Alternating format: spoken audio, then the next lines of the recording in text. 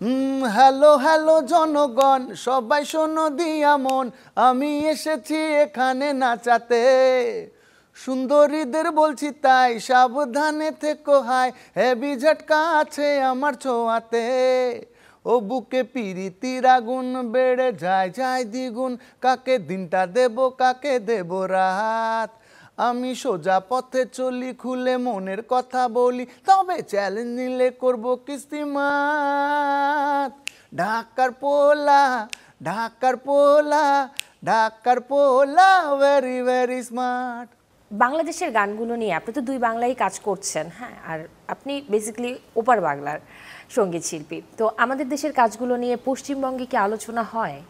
Recent টাইমে পশ্চিমবঙ্গে বাংলাদেশের নাটক, গান, মুভি এগুলো নিয়ে বহুল আলোচিত হচ্ছে। মানে আমার জানানো দরকার দর্শকদের জন্য বা যারা বাংলাদেশে মেকার রয়েছে তাদের জন্য, আপনাদের নাটক বা ইন্ডিয়ার কলকাতার ঘরে ঘরে দেখা হয়। অপূর্বর ওখানে গোটা শহরে হোর্ডিং পরে, মানে একটা বড় ব্র্যান্ডের সাথে উনি কানেক্টেড, আমি নাম করছি না।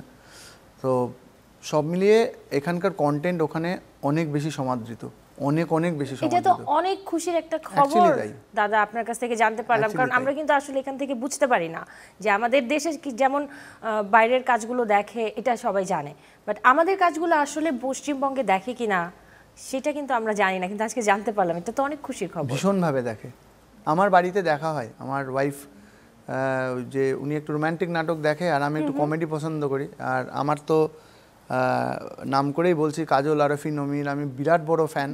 এত ভালো একটা ডিরেক্টর, ব্যাচেলার পয়েন্ট প্রত্যেকটা এপিসোড আমি দেখেছি।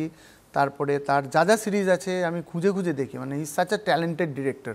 এবং তার মানে নাটকগুলোতে বা মানে তার তৈরি কাজগুলোতে কিন্তু কমেডিটা থাকে, সাথে প্রেমও থাকে, বাট কমেডিটা দারুণভাবে থাকে এবং বাংলাদেশেও তার অনেক জনপ্রিয়তা রয়েছে।